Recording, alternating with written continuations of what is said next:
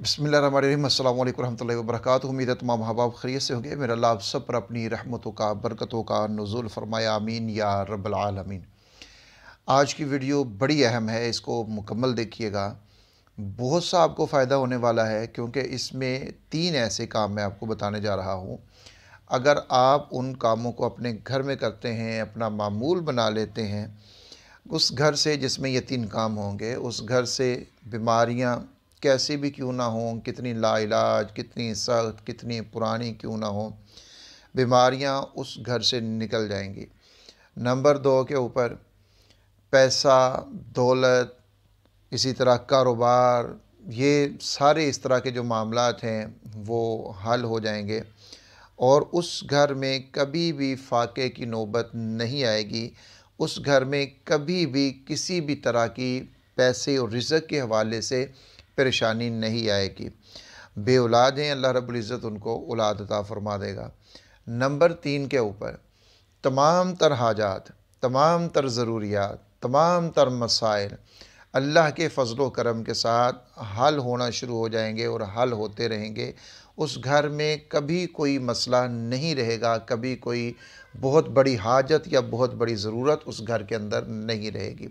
ये 3 काम आपने करने हैं। आज जो मैं बताने जा रहा हूँ बहुत अहम है। मैं फिर कह रहा हूँ, इसको आप तवज्जो के साथ मुकम्मल सुनिएगा, पूरी तरतीब को समझिएगा और फिर ये काम कीजिएगा इंशाअल्लाह ताला।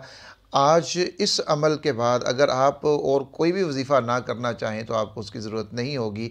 आप सिर्फ़ ये 3 काम अगर कर लेते हैं तो आपकी तमाम मसाइल के लिए ये 3 काम ही काफ़ी और शाफ़ी हो जाते हैं।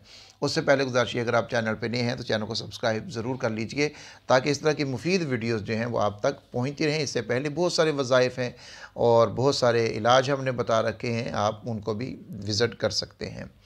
चलिए, अब 3 काम कौन से हैं। सबसे पहला जो मैं आपको बताता हूँ ये है आप बीमारियों के लिए, और इसको मामूल बना लें, मामूल बना लें। और मामूल बनाएंगे तो आपकी हिफाजत भी रहेगी। अगर बीमारियां किसी घर में नहीं हैं लेकिन उस घर में इसको मामूल बना लिया जाएगा इस अमल को, तो उनकी तमाम बीमारियों से हिफाजत भी रहेगी। अल्लाह रब्बुल इज़्ज़त उनको महफूज रखेंगे। किसी भी मूज़ी मरज़ से, किसी भी बहुत जानलेवा मरज़ से अल्लाह रब्बुल इज़्ज़त उनकी हिफाजत फरमा देंगे। पहला अमल है सूरतुल फातिहा का। इसकी तरतीब को सिर्फ समझना है। सूरतुल फातिहा का अमल है, और सूरतुल फातिहा जो कि शिफा ही शिफा है अल्लाह रब्बुल इज़्ज़त ने, ये हमारे लिए मोमिनीन के लिए, कुरान तो पूरा ही शिफा है, लेकिन ये सूरतुल फातिहा इसमें ख़ास मुकाम रखती है इलाज मुआलजे के अंदर। सूरतुल फातिहा का अमल आपने यूँ किया करना है, घर का कोई एक फ़र्द अपनी ज़िम्मेदारी लगा ले कि ठीक है जी मैं किया करूँगा, और घर के मतलब मुख्तलिफ़ लोगों की भी ज़िम्मेदारी लगाई जा सकती है कि आज ये कर ले, कल वो, परसों वो, ये भी कर सकता है। और फिर देखिए, सूरतुल फातिहा एक सूरत है और एक सूरत एक रुकू होती है। आपको जो मैं अमल बताने जा रहा हूँ, इससे आप कुरान मजीद की तिलावत भी आपकी कितनी ज़्यादा हो जाएगी। रोज़ाना जब आप फ़जर की सुन्नतें अदा करते हैं फ़र्ज़ों से पहले, तो फ़र्ज़ों और सुन्नतों के दरमियान में 41 मरतबा सूरतुल फातिहा को पढ़ लीजिए। हर दफ़ा बिस्मिल्लाह साथ पढ़नी है। घर का एक फ़र्द पढ़ लें, बदल बदल के पढ़ लें, ये कोई इसमें लाजमी नहीं है कि एक ही बंदे ने ये पढ़नी है। सूरतुल फातिहा को पढ़ लेना है, घर के अंदर पढ़ना है, और पढ़ के आपने पानी के ऊपर दम कर लेना है। ख़ुसूसन उस पानी के ऊपर दम करें जिस पानी को सभी पीते हैं, यानी कि किसी कूलर वगैरह में पानी डाल लिया, किसी बड़े बर्तन में डाल के रख लिया, उसी से सारे पूरा दिन पानी पीते रहें। एक तो यह है कि अगर कोई मरीज़ मौजूद है तो उसको ख़ुसूसी तौर के ऊपर पिलाएं। इंशाअल्लाह ताला चंद दिन जब वो इसको बाकायदगी से पीगा, पीना फिर यही पानी है। मरीज़ ने ख़ुसूसन सिर्फ यही पानी पीना है। अगली सुबह तक मरीज़ दूसरा पानी नहीं पिएगा। एक दिन दम कर लिया, फिर अगली सुबह को, फिर अगली को, फिर अगली को। अगर तो आप ख़ास किसी मरज़ के लिए कर रहे हैं तो आप इसको 11 दिन कीजिए। इंशाअल्लाह ताला 11 दिन में आपको बहुत ज़्यादा फ़ायदा हो जाएगा। अगर ज़रूरत महसूस करते हैं 21 दिन कर लीजिए। लेकिन अगर आप हुसूल बरकत के लिए, हुसूल शिफा के लिए इसको कर रहे हैं, वैसे ही हिफाजत के लिए कर रहे हैं, तो फिर आप इसको करते रहें, एक मामूल बना लें। अगर नागा भी हो जाए कोई मसला नहीं है। एक दिन आपने दम कर लिया, 2-4 दिन अगर वो पानी पी लिया तो फिर भी ये भी ठीक हो सकता है।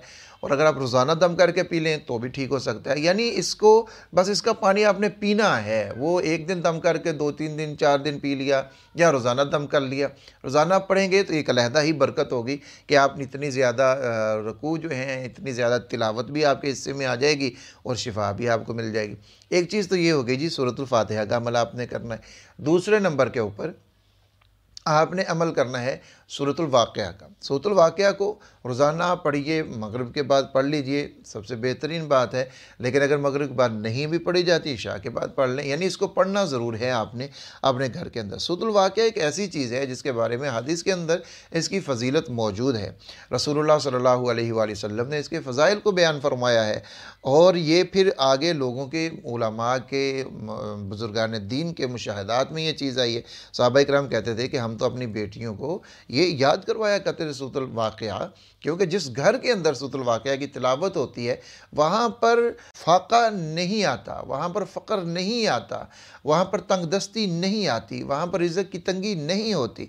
रिज़्क़ के हवाले से कोई भी परेशानी है उस घर के अंदर नहीं होती जिस घर के अंदर सूरतुल वाक़या की तिलावत की जाती है।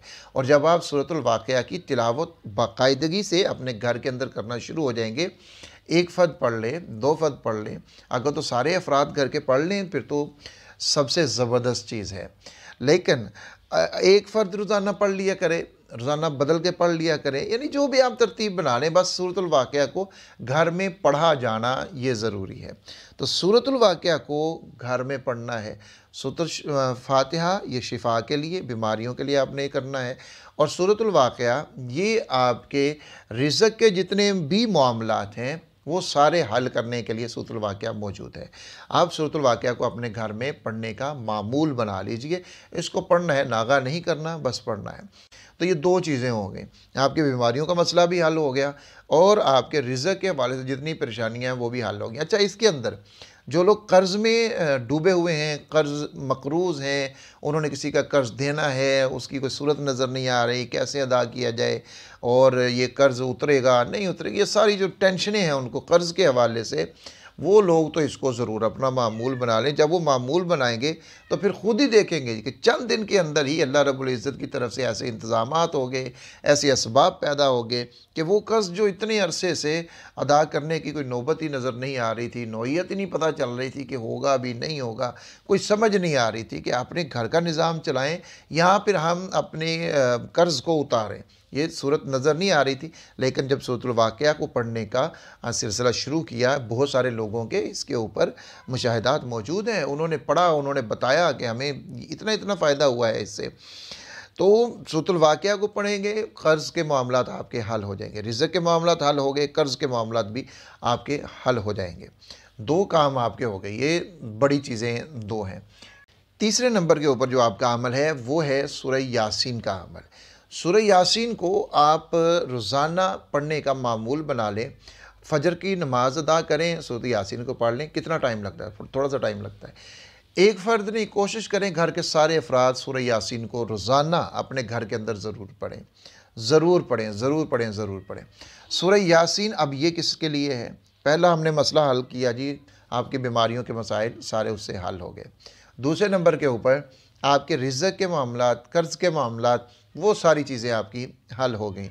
अब तीसरे नंबर के ऊपर हमने कहा था कि आपकी हाजात पूरी होंगी। हाजात आपकी कोई भी हों, कैसी भी हों, कितनी बड़ी भी क्यों ना हाजात हों, आपकी तमाम हाजात पूरी हो जाएंगी। एक बात याद रखिएगा, ये हाजात मेरे लिए तो बड़ी हो सकती हैं, आपके लिए तो बड़ी हो सकती हैं, लेकिन जिससे अपनी हाजात को हम पूरा करवाना चाहते हैं उस खालिक व मालिक से कोई चीज़ बड़ी नहीं है। अल्लाहु अकबर, वो सबसे बड़ा है। तमाम हाजतें उसके लिए कोई हैसियत नहीं रखती। उसका एक हुक्म होता है तो ज़मीन और आसमान बन जाते हैं, ये तो उसके हुक्म की मोहताज हैं सारी चीज़ें। हाजात की उसके सामने कोई हैसियत नहीं है।